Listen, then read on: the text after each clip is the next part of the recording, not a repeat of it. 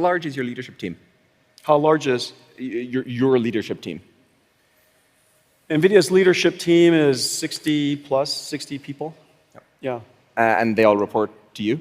They all report to me. 60 direct reports? 60 direct reports, yeah. Which is not conventionally considered a best practice. I agree that the best practice kind of... I'm certain that's the best practice. It's not conventional, but I am certain it's the best practice. And by the end of this, I'm going to convince all of you to have 60 people on your direct reports. The floor is yours. The reason, first of all, the reason is because the layer of hierarchy in your company really matters. Information really matters. I believe that your contribution to the work should not be based on the privileged access to information. I don't do one-on-ones, and my staff is quite large, and almost everything that I say to everybody all at the same time. And the reason for that is because I don't really believe there's any information that I operate on that somehow only one or two people should hear about. And these are the challenges of the company, or this is the problem I'm trying to solve, or this is the direction we're trying to go into. These are the new endeavors. This isn't working. That's working well. And so all of this type of information, everybody should be able to hear. I love that everybody's working off of the same song sheet. I love that there is no privileged access to information. I love that we're able to all contribute to solving a problem. And when you have 60 people in a room, and oftentimes, well, my staff meetings are once every other week. It's all based on issues, whatever issues we have. Everybody's there working on it at the same time. Everybody heard the reasoning of the problem. Everybody heard the reasoning of the solution. Everybody heard everything. And so that empowers people. I believe that when you give everybody equal access to information, it empowers people. And so that's number one, empowering. Number two, if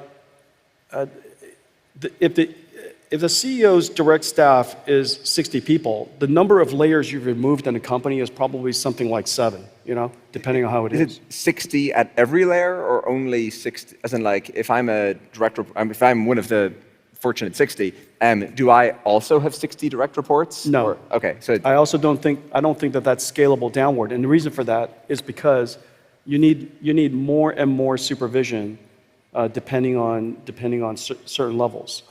And at the E-staff level, if you're so unfortunate to be serving on NVIDIA's E-staff, it's very unlikely you need a lot of managerial, And so I rarely find myself having to stand up for conventional wisdom, but if I was to kind of steel man the other side, I'd say, well, one-on-ones are where you provide coaching, where you maybe talk through goals together, personal goals, career advancement, what have you, where maybe you give feedback on something that you see somebody systematically not doing so well, and so forth. So anyway, there's all these things that kind of one is, again, conventionally supposed to do in the one-on-one.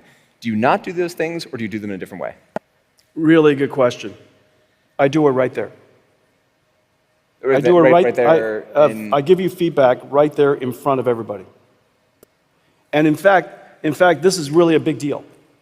First of all, feedback is learning. Feedback is learning. For what reason are you the only person who should learn this? Now, you created the conditions because of some mistake that you made or silliness that you brought upon yourself. We should all learn from that opportunity. So you created the conditions, but we should all learn from it. Does that make sense? And so for me to explain to you why that doesn't make sense or how I differ from it, not half the time I'm not right, but for me to reason through it in front of everybody helps everybody learn how to reason through it. And so the issue, the problem I have with one-on-ones and taking feedback aside is you deprive a whole bunch of people that same learning. Learning from mistakes, other people's mistakes, is the best way to learn. Why learn from your own mistakes? Why learn from your own embarrassment? You gotta learn from other people's embarrassment. That's why we have case studies, and isn't that right? We're trying to read from other people's disasters, other people's tragedies. Nothing makes us happier than that. Have you succeeded in getting other leaders at NVIDIA to adopt this practice, or is that difficult? I give people the opportunity to decide for themselves, but I really discourage one-on-ones. I really discourage one-on-ones. Nothing is worse than the idea that somebody says, "Oh, Jensen wants us to do this." Why does that have to be said to anybody? Everybody should know. And so, or somebody said, that E-staff said. Why does that have to be said to anybody? Everybody should know. And so, or somebody said, that E-staff said that.